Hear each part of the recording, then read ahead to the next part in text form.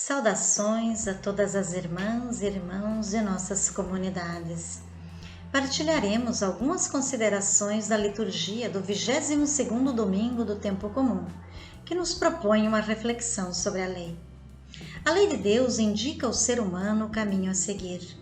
Contudo, esse caminho não se esgota no mero cumprimento de ritos ou de práticas vazias de significado, mas requer um processo de conversão que leva o homem e a mulher a comprometerem-se com o amor a Deus e aos irmãos.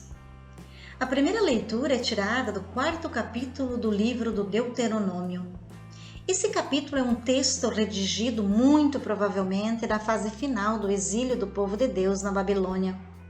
Perdido numa terra estrangeira e mergulhado numa cultura estranha, o povo corria o risco de trocar Yahvé pelos deuses babilônicos. O texto convida o povo a olhar para a sua história e redescobrir nela a presença salvadora e amorosa de Yahvé e a comprometer-se, de novo, com o Deus e com a aliança.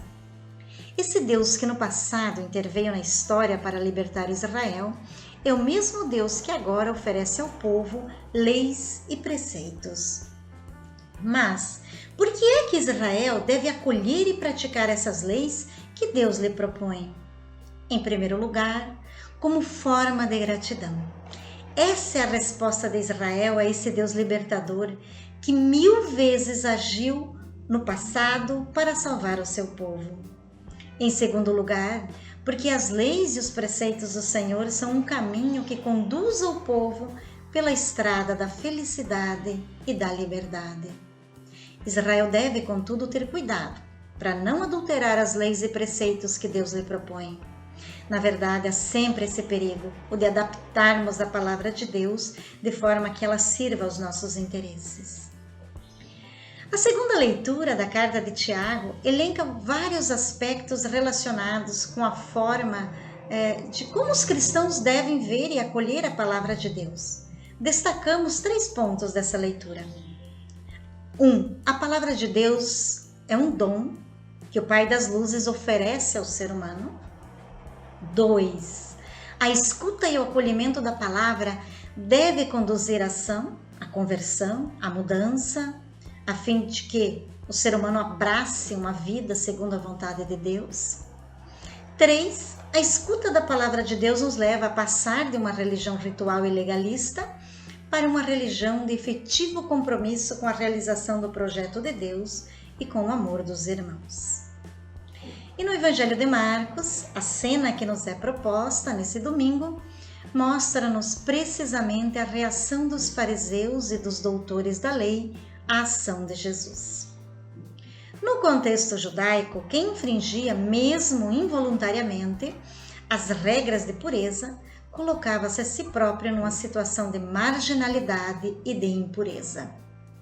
Isso impedia as pessoas de se aproximarem do mundo divino e também de integrar a comunidade. Para readquirir esse estado de pureza e poder reintegrar a comunidade, o crente necessitava realizar um rito de purificação cuidadosamente estipulado pela lei.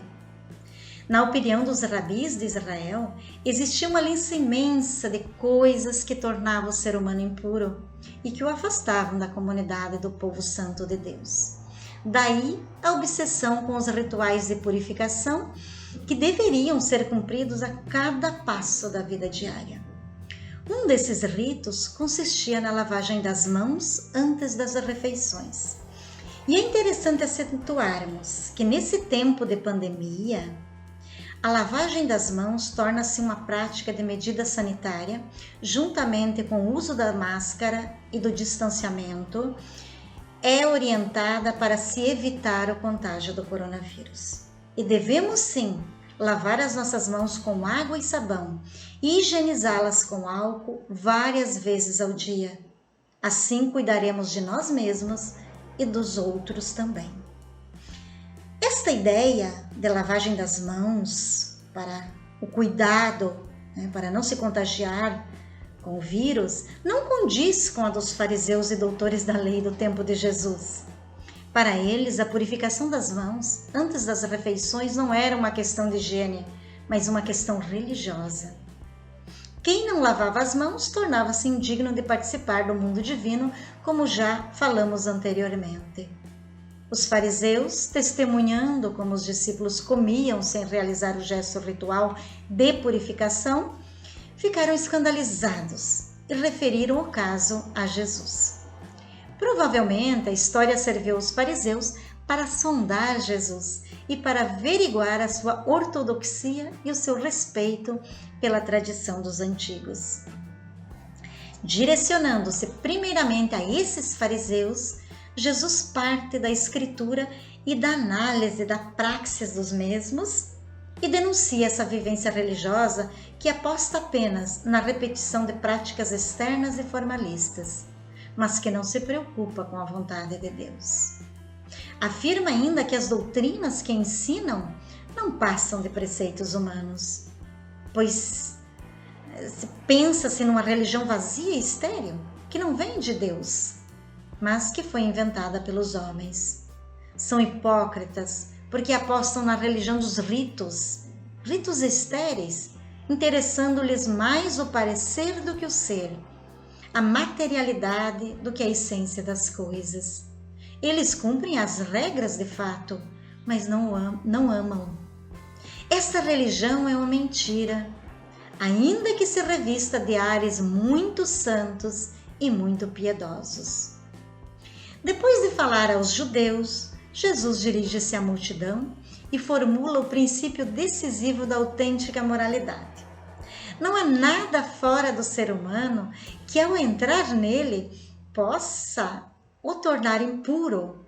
O que sai dele é que o torna impuro. Do interior do ser humano é que saem os maus pensamentos, imoralidade, adultérios, cobiças, enfim. Todos esses vícios saem lá de dentro e tornam o ser humano impuro.